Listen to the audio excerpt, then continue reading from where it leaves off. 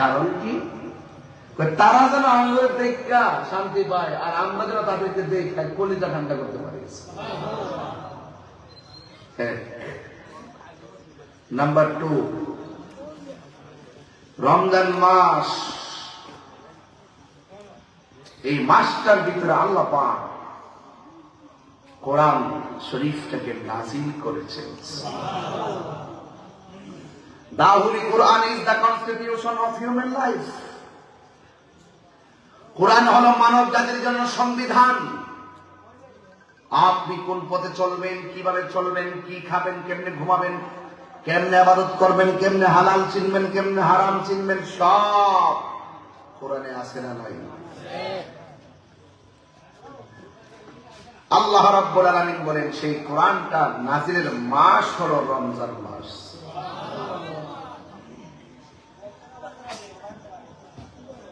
Number 3,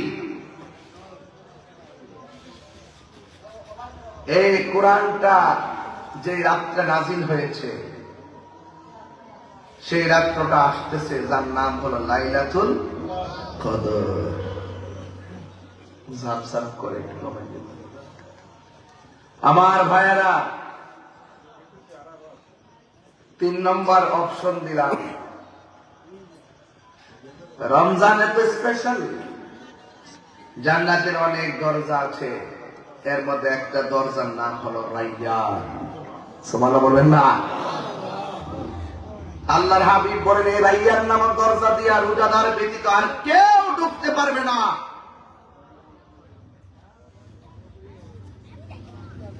number 5, রোজার মাসে যে ব্যক্তি কোরআন তেলাওয়াত করবে, এই কোরআনটা হাসরের মাঠে আপনার জন্য সুপারিশ করবে। শাহরু রমাদানাল্লাযী উনজিলা ফীহিল কুরআন।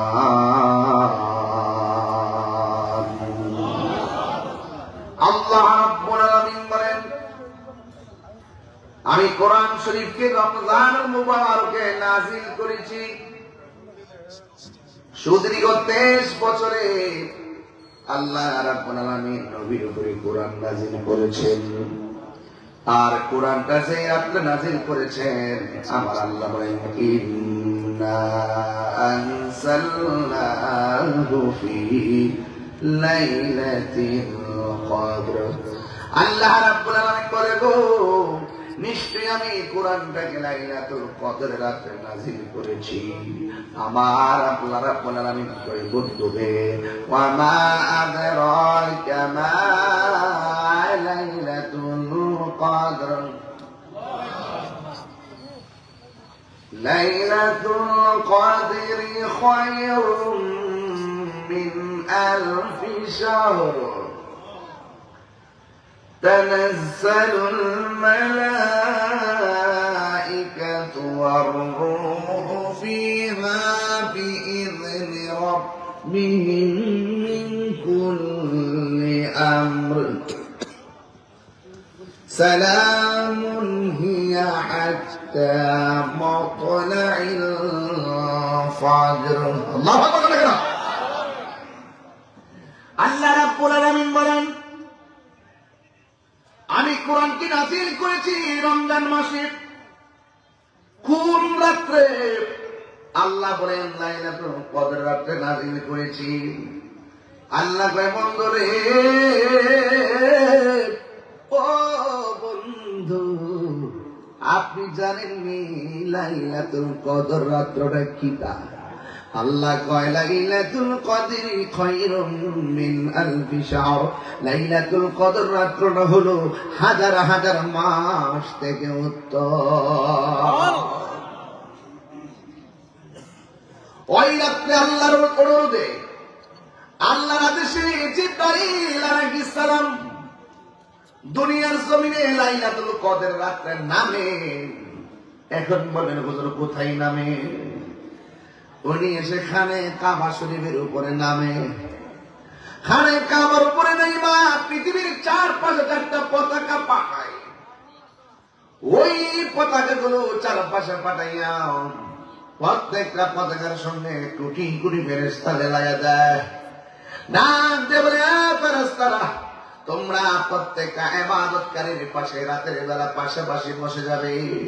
আল্লাহর বান্দারা যখন আল্লাহর কাছে দোয়া করবে আর তোমরা তাদের পাশে বৈশা বৈশা আমিন বলবে।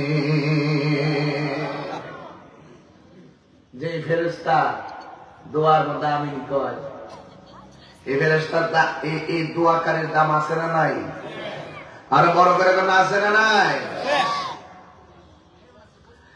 এই ফেরেশতা সারা রাত্র পর্যন্ত আপনার আমার পাশে বসে থাকবে। তানাসসালুল মালাইকাতু ওয়ার রূহু ফিহা বিইذনি রাব্বিহিম মিন কুল্লি আমর সালামুন হিয়া হাত্তা মাতলাইল ফজর। এই ফেরেশতারা আসসালাতু খায়রুম মিনান নাওম বলার আগ পর্যন্ত রাতের বেলা যারা দাঁড়াইয়া দাঁড়াইয়া বৈশা বৈশা ইবাদত করবে, সারা রাত ফেরেশতারা পাশে বৈশা দোয়ার সময় আমিন বলবে।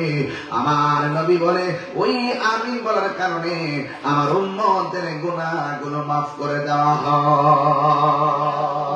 আল্লাহু আকবার।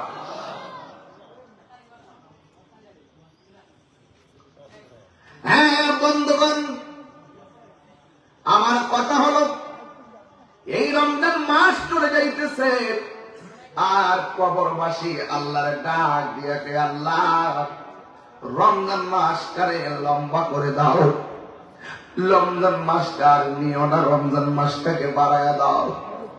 আমরা মনে করি রোজা যাই না কেন ক্ষুধা লাগতেছে।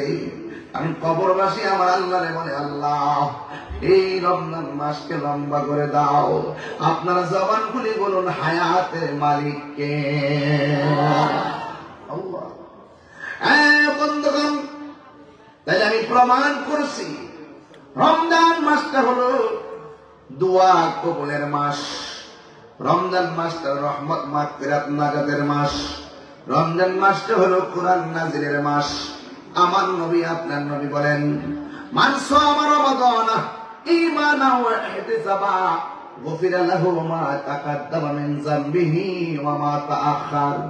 আমার নবী বলে, ও আমার উম্মত, তোমাদের মধ্যে যারা ঈমানদার আপনারা জবান খুলে কোন, আমরা কি ঈমানদার না বেঈমান? যদি ঈমানদার হন, আমার নবী বলে যারা ঈমানের সাথে রমজান মাসে রোজা রাখবে, আল্লাহ রাব্বুল আলামিন তার পূর্বের পরের সব গুনাহ মাফ করে দিবে। সব গুনাহ। শুধুমাত্র তাই নয়, আল্লাহর হাবিব বলেন, ফামুসাইবাতি আবইন্দাল্লাহি মিন যিল মিসকে। আল্লাহ রাব্বুল আলামিন বলেন, যারা রমজান মাসে রোজা রাখবে তাদের মুখের মধ্যে দুর্গন্ধ হবে। আল্লাহর হাবিব বলেন, রোজাদারের মুখের দুর্গন্ধ আল্লাহর কাছে মেশকে আম্বরের চাইতে আরো সুগন্ধ। যুবক, হেলায় হেলায় সময় ধ্বংস করে দিও না, অবহেলা করে সময় ধ্বংস করে দিও না। জবান খুলে বলেন, যা কেউ দেখে না দেখে কে? আর বড় কেউ দেখে কে? আমার নবী বলেন, লিসাইম ফারহাতান। আমার নবী বলে, উম্মত, রোজাদারের জন্য দুইটা আনন্দ। এক নম্বর আনন্দ হলো ইফতারের সময়, আরেক প্রকার আনন্দ হলো আমার আল্লাহর সঙ্গে দিদারের সময়। আমরা আল্লাহকে দেখতে চাই কি চাই না? আর বড় করে বল, চাই কি চাই না? রোজাদারের জন্য দুইটা আনন্দ। একটা হলো ইফতারের সময়। সাহাবায়ে কেরাম ডাক দিয়ে বলি, ইয়া রাসূলুল্লাহ, ইয়া হাবিবাল্লাহ, নবী গো, ও মায়ার নবীজি, ইফতারের সময় তো আমার কষ্ট লাগে, এই সময়টা আমার আনন্দ কেমনে? আমার নবী, আপনার নবী বলেন, এই উম্মত, ইফতার নিয়ে যখন মানুষ ঘরে বসে থাকে, 1 মিনিট আগেও পানি পান করে না। কয় কেন? কয় আল্লাহ মারবো, আমার আল্লাহ শাস্তি দিব। এই জন্যে আমরা ইফতারের সময় অপেক্ষা করে বসে থাকি। ওই মুহূর্তে আল্লাহ ডাক দিকে, ও ফেরেশতারা, বান্দাগুলা কি করে? কয় ইফতার নিয়ে বসে আছে। কয় তারা খায় না কেন? কয় তারা খায় না তোমার ডরে। এবার আল্লাহ আসল কথা কইতেছে। আল্লাহ বলে, ও ফেরেশতারা, আমার বান্দা যে আমার ডরে খায় না, ওরা কোনদিন আমি আল্লাহকে দেখছিনি? ফেরেশতারা বলেন না। আমার মিজান দেখছিনি? ফেরেশতারা বলেন না। আমার জান্নাত দেখছিনি? ফেরেশতারা বললেন না। আমার জাহান্নাম দেখছিনি? ফেরেশতারা বলবেন না।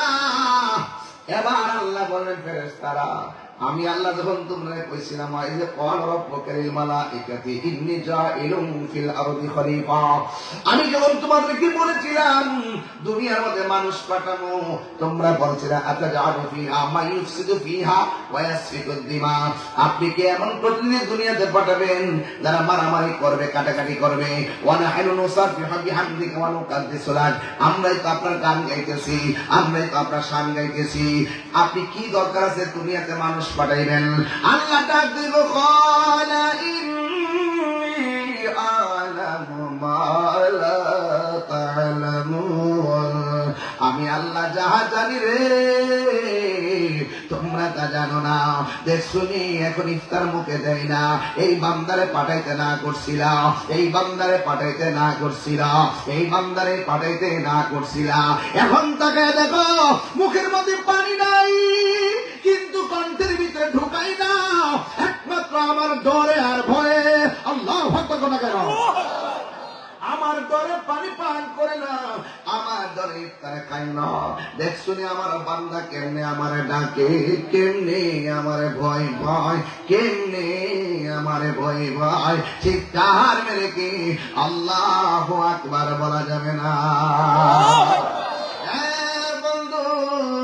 আল্লাহ ডাক দিকে, ফেরেশতারা দেখছুনি আমার বান্দা আমার না দেখলো আমারে কেমনে ডরা? তোমরা সবাই সাক্ষী থাকো, আমার বান্দারা ওই ইফতারের পানি মুখে দিতে দেরি হবে, আমি আল্লাহ ওই বান্দার জীবনের গুনাহগুলো ক্ষমা করতে দেরি করব না। আর জোরে জোরে কন্যা আল্লাহু আকবার। তুমি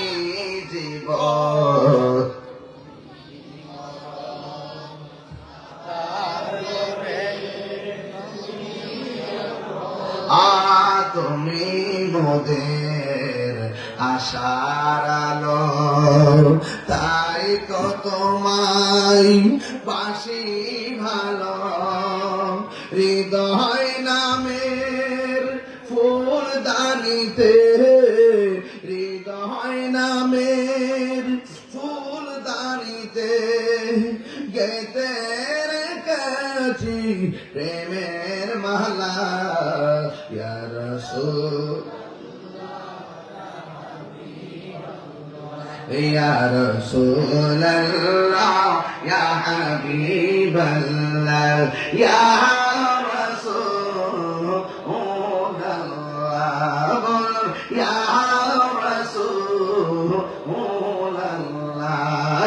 তুমি জীবন তুমি মরণ, আধার ঘরে তুমি আপন, তুমি জীবন তুমি মরণ, আধার ঘরে তুমি আপন, তুমি মোদের পাড়ের তরি, তুমি মোদের, তুমি নিদানে তোরানে ওয়ালা, ইয়া রাসূলুল্লাহ ইয়া হাবিবাল্লাহ ইয়া রাসূলুল্লাহ। জোরে জোরে গে আল্লাহু আকবার বলা যাবে না। রোজাদারের জন্য কয়টা আনন্দ? দুইটা আনন্দ। একটা হলো ইফতারের সময়, আর একটা হলো ইনদা লিকাই রাব্বিহি, হাসরের ময়দানে আমার আল্লাহর সঙ্গে দিদারের সময়। আমরা আল্লাহরে দেখতে চাই কি চাই না? আর জবান করে কোন চাই কি চাই না? বন্ধু, রোজাদারের জন্য দুইটা আনন্দ। একটা হলো ইফতারের সময়, আরেকটা হলো আল্লাহর সঙ্গে দিদারের সময়। কিন্তু আমার দেশের মধ্যে বহুত বেরোজগার আছে, ঈদগার ময়দানে প্রথম কাতারে যাইয়া বসে, আছে না নাই বলেন?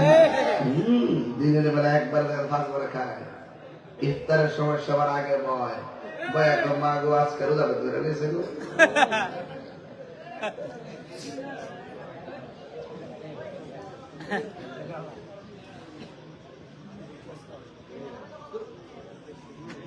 যা কেউ দেখে না দেখে কেনা, আপনার মুখ বন্ধ কেন? জোরে করেন, যা কেউ দেখে না দেখে কে? আরো বড় দেখেন, দেখে কে?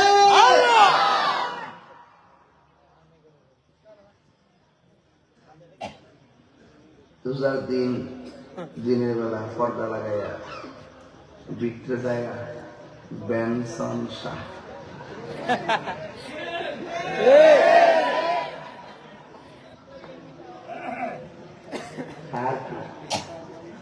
আবার ইফতারের সময় সবার আগে যায়, আর ঈদগার ময়দানে ফাটলা কাপড় লাগাইয়া, ফাটলা বান্ধব লাগাইয়া, রঙিটা ফেস দিয়া সবার আগে যায় বই ইমাম সাহেব নামাজ পড়া শুরু করিব।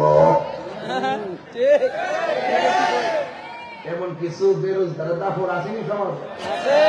আরে আসেনি, শরীরটা তেল তেল করে, বাইরে সাইজ করব, দেহে কি হয় কনা ডরে। যদি ইমামতি জায়গা আমার মতন ব্যক্তিত্ব যদি পড়ে, তো এটা আমি তো ডাইরেক্ট পেয়ে যাই। যারা দোকানে বিড়ি খাইছেন, সুরুট খাইছেন, সিগারেট খাইছেন, বেনসন খাইছেন, রোজা ভেঙ্গেছেন, আপনারা দয়া করে ঈদগাহ থেকে চলে যান। যদি আপনারা না যান তাহলে ঘাট ধাক্কা দিয়ে বের করে দিব। গ্রামের মধ্যে কিছু দাঁড়িয়ে দেখায় ইমাম সাহেব কেউ রাখছি না রাখলে না, আপনি আমার পর এই জন্য ইমাম সাহেবরা ডরে না সামাজিক বিভিন্ন সমস্যার কারণে। কিন্তু আমার আল্লাহ কি রেহাই করব? রেহাই করব?